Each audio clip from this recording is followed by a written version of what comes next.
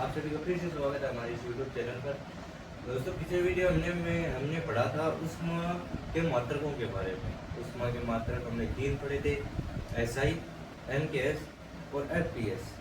ठीक, आज के इस वीडियो में हम पढ़ने वाले हैं उष्मा स्थानांतरण की विधियों के बारे में। उष्मा स्थानांतरण, उष्मा का स्थानांतरण कितने प्रकार से होता है, कैसे होता है, वो सब बातें देखने वाले हैं आगे। उष्मा स्थानांतरण की 3 विधियाँ होती है। पहला चालन, संवहन, विकिरण। ठीक, अब हम सबसे पहले इस वीडियो में चालन के बारे में बात करेंगे। चालन चालन जो होता है, ये केवल ठोस पदार्थों में ही संभव है। यह ठोस पदार्थों में होता है।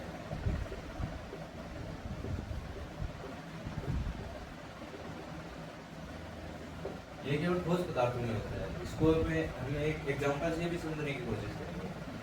जैसे कि हमने ये कोई लोहे की छड़ ली, ठीक है। इस छड़ में क्या होता है, इसके अणु होते हैं। ये हमने कुछ एग्जांपल के तौर पर लिया है, ठीक है।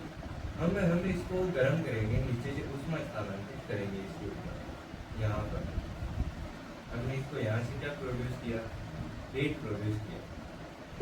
हम यहाँ से इसको हीट प्रोड्यूस कर रहे हैं।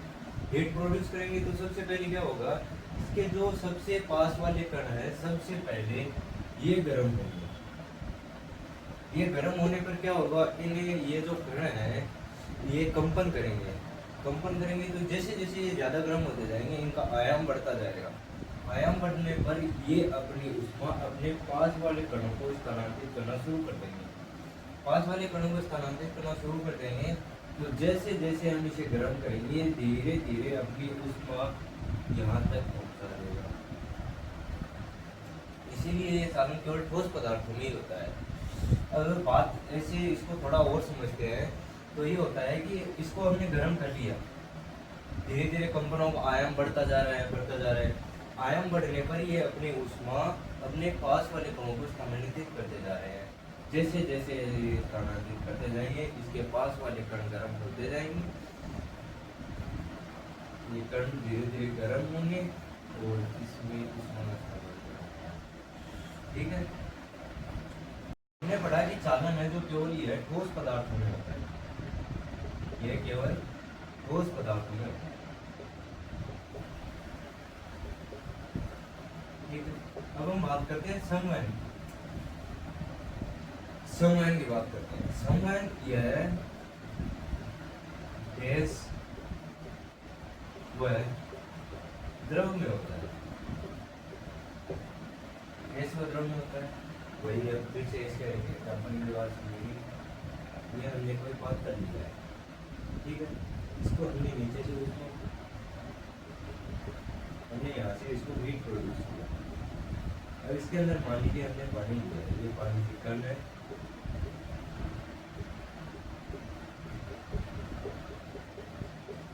हमने इसमें लिया है H2 यानी पानी, ठीक है। अब जैसे ही हम इसको हीट प्रोड्यूस करेंगे, सबसे पहले क्या होगा, वही ठोस जो हमने चालन पढ़ा उसकी तरह होगा। सबसे पहले ये नीचे से गर्म होगा। इसे गर्म होने के बाद ही अपने अंदर के पदार्थ को गर्म करेगा। अंदर के पदार्थ को गर्म करेगा तो सबसे पहले जो कण नीचे है, जो नीचे बैठे हुए हैं, वो कण गर्म होंगे। ये गर्म होंगे तो क्या होता है कि जो गर्म होती है, गर्म में जैसे हम हवा का उदाहरण लेते हैं, जो गर्म हवा होती है वो ऊपर रहती है और जो ठंडी हवा होती है वो भारी होने के कारण नीचे रहती है, और गर्म हवा हल्की होती है तो ऊपर रहती है। अब जैसे ये कण गर्म होंगे, ये धीरे धीरे ऊपर की ओर स्थानांतरित होते जाएंगे। ये धीरे धीरे ऊपर स्थानांतरित होंगे क्योंकि ये हल्के हो गए, और जो ऊपर कण है वो ठंडे है, तो ये भारी होने के कारण नीचे स्थानांतरित होते रहेंगे, और यही स्थानांतरण की प्रक्रिया को हम चालन के नाम से जानते हैं, ठीक है। अब हम इसकी अगर एक परिभाषा है तो इसकी परिभाषा इस प्रकार दी जाती है कि जब भी हम किसी पदार्थ या द्रव को गर्म करते हैं तो जो सबसे पहले पदार्थ उष्मा के संपर्क में आता है वह गर्म हो जाता है। गर्म होने पर वह क्या होता है, हल्का हो जाता है। हल्का होने पर वह ऊपर की ओर स्थानांतरित हो जाता है, और जो ऊपर ठंडे कण है वो भारी होने के कारण नीचे की ओर स्थानांतरित हो जाते हैं।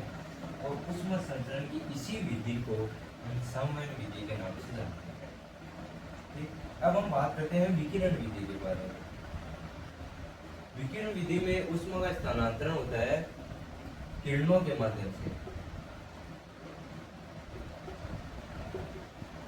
अब इसका एक मैं उदाहरण लेते हैं। इसका उदाहरण इस प्रकार, जैसे सूर्य है, सूर्य की किरणें पृथ्वी पर आती है, वो सबसे वो गर्म करती है। किसके माध्यम से गर्म करती है? वो किरणों के माध्यम से गर्म करती है। हमारे एटमॉस्फेयर को किरणों के माध्यम से गर्म कर रही है।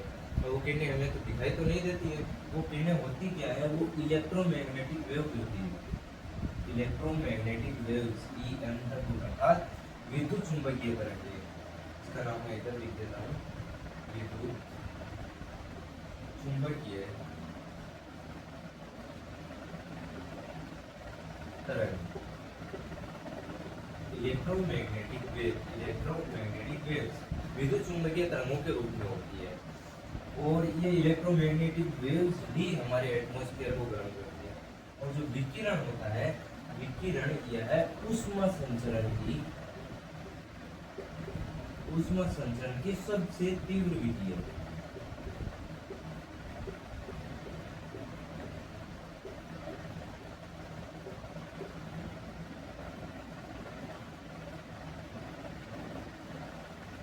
यह ऊष्मा संचरण की सबसे तीव्र विधि है। तो इसी के साथ हमारा ये का टॉपिक होता है कंप्लीट। अब हम कल से स्टार्ट करेंगे टेम्परेचर के बारे में, तापमान के बारे में जानेंगे। तापमान होता क्या है, तापमान के पैमानों के बारे में जानेंगे। तापमान के पैमानों को एक दूसरे में परिवर्तित किस प्रकार किया जा सकता है, वो जानेंगे। मिलते हैं अगले वीडियो में।